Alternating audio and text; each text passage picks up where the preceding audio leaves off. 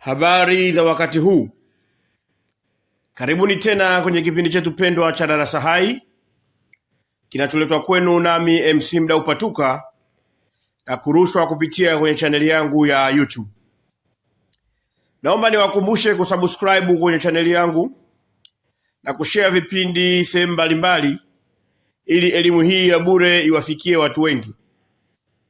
Basi moja kwa moja twende kwenye mada yetu ya leo inayosema tabia za watu na jinsi zinavyochangia kuimarisha au kuharibu mahusiano kwenye jamii. Mada hii ni pana sana na pia ni muhimu mno kwenye maisha yako. Mada hii itakusaidia kuwaelewa watu kwa undani zaidi. Watu wana tabia nyingi sana zinazotokana na jinsi walivyoumbwa pamoja na mazingira waliokulia. Tabia za watu zinaweza kuwa nzuri au mbaya kulingana na mtu jinsi alivyoumbwa, watu waliokutana nao na maisha aliyoyapitia. Tabia ya mtu ndio inayomfanya awe mwema au mbaya, mstaarabu au mshenzi, aheshimike au kudharaulika, achukiwe au kupendwa. Na tabia ndizo zinazotengeneza urafiki au uadui kwa kutegemea na sehemu ulipo na mahitaji ya watu wanaokuzunguka. Kama upo kwa watu wabaya, utapendwa, kuheshimiwa na kuwa rafiki kwa kuwa nguli wa kutenda maovu. Na kinyume chake, ukiwa kwa watu wema, utapendwa, kuheshimika na kuwa rafiki kwa kutenda yale yaliyo mema. Kwa mfano, ukiwa jambazi au mchawi, ukatili utakufanya upendwe na kuheshimiwa na washirika wako. Wakati kwa watu wema, ukatili utakufanya uchukiwe na kuogopewa. Watu wema huwapenda watu wenye huruma. Mfano wa mwanamke mdangaji. Kuvaa nguo zinazoonyesha sehemu nyeti za mwili wake kutawavutia sana wazinzi na watamfurahia, lakini atawakwaza na kuwasononesha wacha Mungu. Ndio maana mavazi ya watu kwenye maeneo ya starehe kama baa ni tofauti na yale tunayoyaona kwenye maeneo ya nyumba za ibada. Tabia nyingine ambayo ni mbaya kwenye jamii ni tabia ya umbea. Tabia ya umbea sio nzuri kabisa. Watu wa mbea wana mchango mkubwa sana wa kuharibu mahusiano ya watu kwenye jamii. Lakini kwa bahati mbaya sana, kuna watu wanapenda kuwatumia kwa maslahi yao binafsi. Yaani kuna mazingira umbea unalipa, tena hela nzuri kabisa. Watu wanapanda mpaka vyeo maofisini kwa kuwa wambea. Kuna mabosi wengi sana wanaopenda wafanyakazi wambea kwa sababu wanawapa taarifa nyingi sana za taasisi zao. Lakini kwa bahati mbaya, wambea wa maofisini huwa wana hila ya kutoa taarifa kwa lengo la kujinufaisha wao. Kwa hiyo huongezea chumvi kwenye taarifa wanazozitoa ili waaminiwe na kuwaharibia wengine, au kutengeneza mazingira ya kujipatia kipato kama vile kuongezewa mshahara au kupata mikopo na vitu vingine.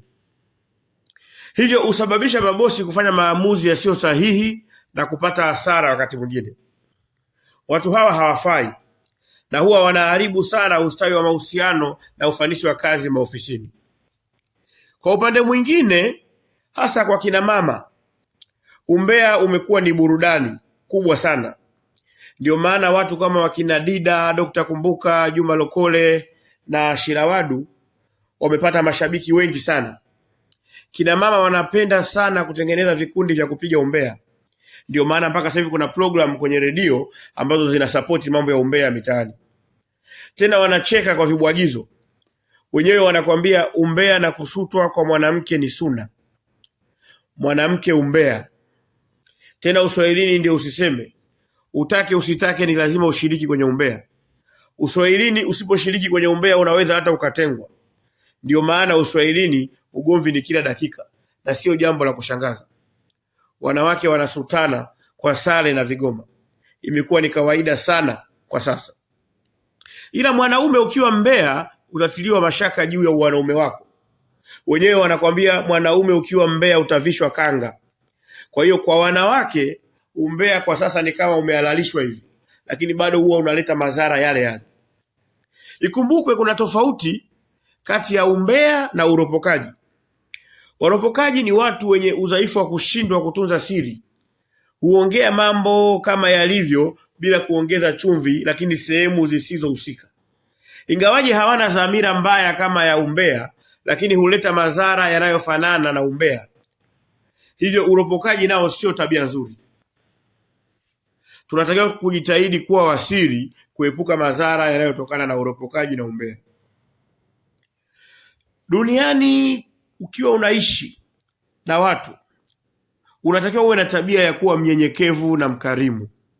Ukiwa mnyenyekevu na mkarimu, utapendwa na watu wengi kwenye jamii kuliko ukiwa mbabe, mkorofi, kisirani, jeuri, mgomvi au mwenye majivuno. Unyenyekevu wa dhati na ukarimu utakuepusha migogoro na watu na kukufanya uwe na mahusiano nao mazuri. Ukiwa na mahusiano mazuri na watu, watasapoti mambo yako na kukurahisishia maisha kulingana na mahitaji yako. Naomba tuelewane. Kuna tofauti kubwa kati ya unyenyekevu na kujipendekeza. Kujipendekeza sio kuzuri. Kujipendekeza kunafanywa na watu wasiojiamini, na mara nyingi hufanya hivi kuficha madhaifu yao. Yaani kwenye maofisi, ukiona mtu anapenda sana kujipendekeza kwa mabosi, basi ujue ana upungufu kwenye sifa zake kwenye hiyo ajira, aidha za kiutendaji au ana uwezo mzuri lakini hajiamini. Lakini pia hata wambea hupenda sana kujipendekeza kwa watu, tena wakati mwingine wa kawaida kabisa, ili kupata taarifa mbalimbali. Ogopa sana watu wanaopenda kutaka kujiweka karibu na wewe ghafla bila utaratibu maalum. Iwe mitaani au ofisini, yaani mtu umejuana naye leo anakuuliza maswali utafikiria ni polisi. Anataka kujua kila kitu kuhusu wewe, kutoka kwako mwenyewe au kuwauliza watu wako wa karibu. Watu hawa huwa wana taarifa zote za watu mitaani au maofisini. Yaani ni zaidi ya Google. Watu wa namna hii huleta mazoea ambayo si mazuri, kwa sababu kujuana sana wakati mwingine ni kuharibiana CV. Kujipendekeza huwa kunaambatana na unafiki. Unafiki ni hali ya kutokuwa na uwazi au ukweli kwenye matendo yako. Mtu mnafiki huzungumza uongo au kutenda mambo ya kuigiza ili aonekane yupo upande wako, kumbe ukiondoka anakung'onga kisogo. Watu wambea na wanafiki sifa yao kubwa ni uongo, ili kukufurahisha kwa muda mfupi, lakini baada ya muda mrefu unapata hasara kubwa sana kwenye mahusiano yako na watu, iwe nyumbani au ofisini. Tunataka tufahamu kwamba uhalisia wa dunia umejificha sana kwenye ukweli. Ndio maana kwenye elimu huwa tunajifunza facts, yani mambo ya ukweli kuhusu dunia. Na ndio maana Mungu anasisitiza sana tupate elimu, kwa sababu elimu ndio ukweli wa dunia. Lakini kwa bahati, watu wanaoitawala dunia, wanasiasa, wanatumia sana uongo, kwa sababu uongo unasambaa na kuaminika kwa haraka zaidi kuliko ukweli. Na mara nyingi uongo huwa una manufaa kwa watu wenye nia ovu. Sasa kwa bahati mbaya sana, wanasiasa wengi wamejaa porojo na uongo. Kwa hiyo wanatumia sana uongo kwenye kuwawini watu. Unaweza ukazani siasa zinafanywa na madiwani, wabunge na marais peke yake. Hapana. Hata wewe unafanya siasa hapo ulipo. Siasa zinaanzia chumbani kwako ukiwa na mkeo, kwenye familia yako, mitaani, makanisani na misikitini, kazini, kuelekea juu taifa mpaka kimataifa. Ndio maana ni ngumu sana kufanya siasa kwa wasomi, kwa sababu wanaujua ukweli kupitia elimu walionayo. Kwa hiyo ukiwa unafanya siasa kwa wasomi, inabidi uwe umejipanga sana, na wewe mwenyewe uwe na uwezo mzuri wa kujieleza na kufafanua mambo. Mada hii ya uongo na ukweli nimeieleza vizuri na kwa kina kwenye mada yangu inayoitwa uongo na ukweli wa dunia. Kwa sasa tunaizungumzia juu juu. Kwa hiyo bosi anaweza kumfukuza mfanyakazi bora kwa maneno ya uongo, au mtu unaweza kuachana na mume au mke wako ambaye ni mwema kabisa kwa sababu ya uongo. Sio kwa maneno tu. Hii ni pana sana. Watu wana uwezo wa kufanya matendo utakayoyaamini, kumbe ni maigizo tu, kama tamthilia. Mtu anaweza akakuigizia mpaka ukazani haupo duniani. Mtu anaweza akakudanganya ana sifa fulani, kumbe hana. Kwenye maofisi wapo watu wanaoigiza wanachapa kazi au wanajua sana vitu fulani, kumbe hakuna wanachokijua. Au mwanaume akajifanya ana hela, akaigiza anakujali sana kwenye mwanzo wa mahusiano, alafu kumbe ni tapeli. Kwa hiyo uongo una madhara makubwa sana kwenye jamii. Watu wengi wameumizwa na uongo. Mahusiano mengi yamevunjika na kuharibiwa kwa sababu ya uongo. Siri ya kuishi kwa amani duniani ni kuwa mkweli kwa maneno na vitendo. Siku zote Mungu yupo upande wa ukweli. Ndio maana tunasema kusema ukweli ni mpenzi wa Mungu. Ukiwa mkweli na muwazi, utaepuka vifungo mbalimbali. Kwa upande mwingine, ukiwa muongo, hautaweza kujiamini na mambo yako. Utakuwa dhaifu sana. Watu wengine watatumia huu udhaifu wako kukuangamiza wakati wowote. Matukio ya uongo hufichwa, na siku ikigundulika, muhusika huumbuka na kudharaulika. Ndio maana siri nyingi za watu ni dhambi na madhaifu yao. Tujitahidi kuwa wawazi na wakweli ili kuepuka kuwa watumwa wa uongo. Ukweli na uwazi utakuweka huru na kukufanya ujiamini wakati wote. Lakini pia omba sana Mungu awe anakufunulia kujua ukweli kuhusu mambo yanayokuhusu na watu wanaokuzunguka. Watu wengi wanateseka kwa kukosa kujua ukweli. Unaweza ukashindwa kuwaamini na kuwathamini watu sahihi kwako na kuwaamini wrong people kwa kutoujua ukweli. Watu wengi huwa wanajuta sana baadaye wanapochelewa kuujua ukweli. Ni muhimu sana mtu kuujua ukweli na kuutumia vizuri kwenye kufanya maamuzi mbalimbali. Duniani sifa ya kujiamini ni nzuri sana. Mtu ukiwa unajiamini kwenye mambo yako, utafanikiwa sana. Kujiamini kutakufanya uwe mfanisi kwenye kazi zako pamoja na kustawisha mahusiano yako. Ukijiamini utaaminiwa pia na kuheshimika. Ndio maana viongozi wengi ni watu wanaojiamini. Huwezi kuongoza watu kama wewe mwenyewe haujiamini. Sasa tabia zote za binadamu zinahitaji maandalizi, lakini tabia ya kujiamini inahitaji zaidi maandalizi tangu ukiwa mdogo. Na wakati mwingine wazazi, walezi pamoja na walimu wanahusika sana kwenye kumwandaa mtu kuwa mwenye tabia ya kujiamini. Kujiamini ni hali ya kuwa tayari kwa lolote. Sasa hauwezi kuwa tayari kwa lolote kama haujajiandaa. Kimsingi kwenye jambo lolote inabidi uwe na uwezo mzuri wa kifikra na pesa pia, lakini wakati mwingine ili ujiamini zaidi unahitaji support ya watu. Pia kuna vitu vingine vinaweza vikaonekana vidogo, lakini huwa vinaongezea sana watu kujiamini, kama vile kuwa na haiba nzuri, yani mvuto wa sura na umbo, elimu, mali, kipaji au cheo. Watu wenye haiba nzuri, pesa na elimu huwa wanajiamini sana hata kwenye mahusiano. Kwa hiyo watu wanatafuta pesa, mali na vyeo na kupata elimu ya kutosha ili waheshimike na kujiamini zaidi kwenye maisha. Ukijiamini utajikubali wewe mwenyewe kwa jinsi ulivyo na hautayumbishwa au kuonewa kiurahisi. Sehemu zote utakazokuwepo hautapokonywa haki zako kizembe kama unajiamini, hivyo kuishi bila ya hofu. Ukiwa umeajiriwa kwa mfano, ili ujiamini inatakiwa uijue vizuri kazi yako, uwe mchapakazi, lakini pia ujue wajibu na haki zako pamoja na sheria na taratibu za kazi. Lakini pia ni vyema ukawa na elimu nzuri. Ndio maana watu wenye elimu nzuri kwenye maofisi huwa wanajiamini sana. Hivyo hivyo hata ukiwa kwenye mahusiano ya kimapenzi, ili ujiamini unatakiwa uwajibike na kutoa haki kwa mwenzi wako na kuwa na uelewa mzuri kuhusu mahusiano. Lakini pia inatakiwa uwe muwazi na muaminifu. Kwa upande wa wanaume, ili ujiamini zaidi kwenye mahusiano, ni lazima uwe na pesa za kuhudumia, hasa kwenye mahusiano ya sasa. Bila ya pesa utakimbiwa. Lakini pia ni lazima uwajibike kwa kutoa mahaba mazito. Na wanawake pia ni lazima ujue kumfurahisha mwanaume vile inavyotakiwa. Yaani ni nipe nikupe au nilipe nisepe. Chagua moja, kusuka au kunyoa. Kwa maana mahusiano ya siku hizi yanaweza yakawa ya lisali moja, siku, wiki, mwezi na kuendelewa. Yaani kama mabando ya simu. Kwa hiyo inatakiwa kucheza na akili ya mwenzako kwenye mahusiano, na uwe makini kwa kutegemea kwenye mahusiano ambayo mpo na jinsi mlivyokutana. Kwa hiyo kujiamini ni sifa kubwa ya watu wenye uwezo mzuri au sifa nzuri kwenye mambo mbalimbali. Lakini kwa bahati mbaya sana, kuna watu wakibarikiwa uwezo fulani upitiliza na kuwa wajeuri na viburi.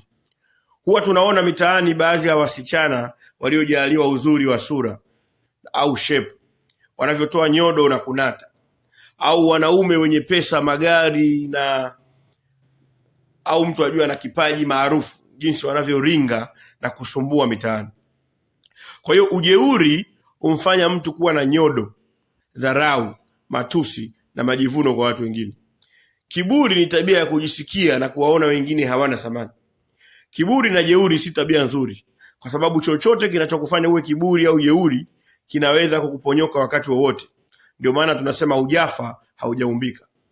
Huwa inakuwa mbaya sana pale unapoona mpaka masikini wanakuwa na jeuri na viburi. Masikini wanahitaji sana kushirikiana ili kwa pamoja wajikomboe kutoka kwenye hali zao. Hiyo si vizuri kabisa kwa masikini kuwa viburi. Na ule msemo wa masikini jeuri hauna nafasi kabisa kwa masikini. Kwa hiyo unatakiwa kuepukwa.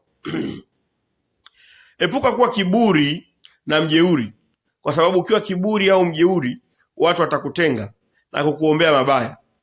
Mtu hautakiwi uwe mpole sana kupitiliza, lakini hautakiwi kuwa jeuri. Lakini wakati mwingine ukiwa mpole kupitiliza, wapumbavu watakupanda kichwani. Wakati mwingine inakubidi uwe mkali, kuonyesha hisia zako kwenye mambo ambayo huyapendi. Watu ni viumbe wa ajabu sana. Hata uwe mstaarabu na mwema kiasi gani, wapo watu watakao kujaribu. Watu wakikujaribu usiwe mpole. Ukiwa mpole sana kupitiliza, wapumbavu watakudharau. Wakikubipu na wewe wapigie. Inatakiwa ufahamu nidhamu sio upole au kuwa mkimya. Neno nidhamu maana yake ni kuzingatia makubaliano. Sasa hakuna makubaliano ya kudharauliana. Pia heshima na nidhamu ipo pande zote, kwa wakubwa na wadogo, watawala na watawaliwa, matajiri na masikini. Wote kwa pamoja inabidi waheshimiane. Kwa hiyo mtu mzima au kiongozi usipojiheshimu au kuwa na nidhamu, na wewe pia hautaheshimiwa. Kuna wakati mwingine watu wazima au viongozi hutumia nafasi zao vibaya na kutaka kuhujumu watu wa chini, na wakielezwa ukweli kutengeneza mazingira ionekane wamevunjiwa heshima. Ieleweke vizuri, kumwambia ukweli kiongozi au mtu mzima sio kumvunjia heshima, ni kumweka sawa. Kwa sababu kwa bahati mbaya kuna viongozi au watu wazima wengine ambao wamepungukiwa busara. Sasa wakifanya mambo tofauti, inabidi tukumbushane. Maisha yanahitaji sana uvumilivu na subira. Hayataki haraka na pupa. Ijapokuwa wakati mwingine subira inaweza ikakukosesha fursa, lakini kwa asilimia kubwa uvumilivu na subira vitakufanya ufanye kurahisha ili ukichukua hatua ya kutekeleza chochote juu ya taarifa hiyo uwe sahihi. Unaweza ukaambiwa jambo fulani baya ambalo mtu mwingine amekufanyia, na wewe ukakurupuka na kugombana naye, alafu baadaye unakuja kugundua haukuwa sahihi na ile taarifa ilikuwa ni ya uongo. Itakuumiza sana na kukupa hasara wakati mwingine, au kuvunja mahusiano na mtu ambaye alikuwa ni muhimu sana kwako. Ili uwe mvumilivu na mwenye subira, inakubidi usiwe mroho au mwenye tamaa kupitiliza. Ukiwa na tamaa kupitiliza, ndio unajikuta unaangukia kwenye tabia zisizofaa kama wizi, utapeli, unyonyaji, uchawi, ushirikina, udangaji na wivu usiokuwa na maana. Tamaa ni tabia mbaya sana. Ni tabia ya kutaka vitu vya watu. Ukiwa na tamaa utakuwa na uchu, kijicho na roho ya kwa nini pale wenzako wanapofanikiwa mambo fulani. Sasa hii ni mbaya sana. Ukiwa na tamaa utagombana na watu kwa sababu utakuwa mporaji wa mali za watu. Na wakati mwingine pia utakuwa mporaji wa mahusiano ya watu. Mtu mwenye tamaa anaweza akakuchongea kwa mpenzi wako au bosi wako ili achukue nafasi yako. Pia anaweza kupitiliza na kukufanyia mambo mabaya zaidi kama uchawi au ujambazi na utapeli. Watu huwa wanachanganya sana tamaa na wivu. Wivu ni hali ya kuogopa kupokonywa vilivyo vyako. Kwa hiyo wivu unatokana na kutokujiamini. Mtu mwenye wivu ni ana udhaifu. Ukiwa na wivu unakuwa na udhaifu wa kuogopa kupokonywa vilivyo vyako. Unaishi una mapungufu fulani. Na ukiwa na wivu utakosana na watu wengi sana pia. Jitahidi kuridhika kulingana na mazingira, lakini pia usiwe mvivu au mzembe. Uwe mvumilivu na mwenye subira, huku ukipambana kusonga mbele, kwa sababu kuna watu wengine wameridhika na mateso au mazingira ambayo hayawatoshelezi. Hii sio sahihi. Kuridhika kwa namna hii kunaitwa kubweteka. Binadamu angali ukiwa hai, hautakiwi kubweteka hapo ulipo. Kubweteka kutakufanya uzikose fursa nyingi sana zilizo mbele yako, unazozimudu na unazozistahili. Kwa mfano, kuridhika kwenye mahusiano ambayo yanakutesa, hayakunufaishi kabisa, au yanakupa haki zako, yanakupunja haki zako kwa makusudi, iwe kazini au kwenye ndoa, ni kubweteka. Unatakiwa kuepuka kabisa mahusiano ya namna hii, kwa sababu wakati mwingine uvumilivu badala ya kukufanya ule mbivu utakulisha vilivyooza. Yaani unasubiri embe ziive, kumbe kuna watu tayari wameanza kuzila zikiwa mbichi, kwa kuzivumbika na kuzila na chumvi. Au wanasema unasubiri train airport. Haiwezekani kabisa. Badala ya subira kukuletea heri, inakuletea shari. Binadamu, Mungu ametupa akili, tuzitumie vizuri akili zetu kwenye kufanya maamuzi mbalimbali kwa usahihi. Tusikariri maisha. Hautakiwi kuwa mbishi. Tunatakiwa kuwa waelewa, sio wajuaji, na kufikia muafaka wa mambo mbalimbali kwa hekima na busara. Kwenye jamii kuna watu wabishi sana. Wanapinga kila kitu, hata kama kina manufaa. Kupinga ni jambo rahisi sana kuliko kutenda, na ndio maana linaweza kufanywa na mtu yoyote. Na mara nyingi wapumbavu ndio wanapenda sana kupinga bila ya hoja za msingi. Hatutakiwi kuwa tunakubali mambo haraka na kirahisi, lakini ni lazima tufuate utaratibu sahihi wa kupinga mambo, na pia tuwe na hoja zenye msingi na mashiko, na kuziwasilisha sehemu husika kwa lugha yenye staha. Kwa sababu kuna watu wengine huwa wanapenda kupinga vitu labda kwa sababu ya chuki tu. Labda mtu anapinga jambo kwa sababu anaona litanufaisha upande wa adui yake. Sasa hii ni mbaya sana. Sababu wakati mwingine mtu anaweza akawa adui yako lakini akawa amefanya kitu kizuri. Hautakiwi kumpinga kwa manufaa ya jamii. Tutumie sana masikio kusikiliza kuliko kuzungumza, kwa sababu mara nyingi mdomo unaponza kichwa. Tunatakiwa kuepuka masihala na mizaha pale tunapofanya mambo ya msingi na yaliyokuwa serious. Lakini tunatakiwa kujua utani na ucheshi una nafasi kubwa sana kwenye afya ya ubongo pamoja na moyo. Pia wakati mwingine huchangia kwenye kuimarisha mahusiano. Kwa hiyo ucheshi na utani ni sehemu ya maisha yetu na tusiviepuke. Wasanii wanaotuchekesha hutuelimisha na kutuburudisha, lakini pia hutuondolea magonjwa ya moyo kwa kutupunguzia msongo wa mawazo. Kucheka na kutabasamu kuna maana kubwa sana kwenye afya na maisha yako. Jaribu kufikiri nini kitakutokea ukikaa wiki nzima bila ya kucheka. Kwa hiyo tuwaheshimu sana watu wanaotuchekesha. Kuchekesha sio kazi rahisi kabisa, na ndio maana watu wanaochekesha kwenye jamii huwa wana nguvu sana, kwa sababu watu wengi wanapenda kuchekeshwa ili wapumzike kuwaza matatizo yao kwa muda na kuimarisha afya yao ya akili. Kucheka na burudani nyingine ni vitu muhimu kwenye maisha yako, lakini uvifanye kwa ukomo. Vikizidi vinatia ujinga na upumbavu. Yaani utani na ucheshi ukizidi unakuwa ni masihala. Sasa mara nyingi masihara uharibu sana kazi au mahusiano pia wakati mwingine. Au burudani ya unywaji wa pombe ikizidi inaitwa ulevi. Unatakiwa kuepuka ulevi, kwa sababu ulevi hurudisha nyuma maendeleo na wakati mwingine kupelekea kufanya maamuzi yasiyo sahihi kama ugomvi na uzinzi. Watu tunatakiwa kuwa na tabia ya kutoa. Unapotoa Mungu anakuongezea. Kwa hiyo tusiwe wachoyo. Ukiwa mtoaji utapendwa na watu kwenye jamii, lakini unatakiwa utoe kulingana na uwezo wako. Wema usizidi uwezo wako. Ijapokuwa kutoa ni moyo, lakini hauwezi kutoa usichokuwa nacho au kuwa na upendo wa mshumaa, hasa kwa dunia ya sasa. Binadamu wa sasa ni waajabu sana. Inatakiwa uwasaidie wale ambao una uhakika na wewe watakusaidia siku moja. Ile tenda wema nenda zako iweke pembeni kwanza. Sasa baada ya kuona tabia mbalimbali za watu na jinsi zinavyochangia kujenga au kuharibu mahusiano, utakubaliana nami kwamba tabia ya mtu itamfanya apendwe au kuchukiwa kutegemea na mahitaji ya watu wanaomzunguka. Ndio maana hata vitabu vya Mungu vinasema hata watu wabaya wana watu wao wanaowapenda pia. Ndege wafananao huruka pamoja, yaani watu wanaofanana tabia bila ya kujali kama ni nzuri au ni mbaya, huambatana na kusapotiana na mwishowe kujenga urafiki. Kwa hiyo mtu ni lazima ujue sababu ya watu kukupenda au kukuchukia. Unaweza ukawa unachukiwa kwa sababu una tabia nzuri na kutenda mambo mema, au unaweza ukachukiwa kwa sababu una tabia mbaya na mtu mwenye kutenda maovu, kulingana na mahitaji ya watu wanaokuzunguka. Ukiwa na msimamo wa kupinga maovu ambayo yana maslahi kwa watu fulani, ni lazima watu wao wakuchukie. Na ndio maana unatakiwa ujue ustawi wa mahusiano yoyote yale unategemea sana maslahi ya pande zote mbili. Kamwe usije ukaumia wala kujali kuchukiwa na waovu, lakini ukichukiwa kwa sababu unatenda maovu, inabidi ujitafakari na kujirekebisha, kwa sababu jamii huwa na mahusiano mazuri kwa kuwa na watu wengi walio wema, wanaomcha Mungu na wenye mtazamo chanya wa maisha. Mada hii inaishia hapa, lakini mada itakayofuata itakuwa inazungumzia aina za watu. Baada ya kuona tabia mbalimbali za watu, tunaweza tukachambua sasa wa watu na kupata aina za watu, ambapo kuna aina 4 za watu. Kwa hiyo kipindi kijacho kitazungumzia aina za watu. Asante sana.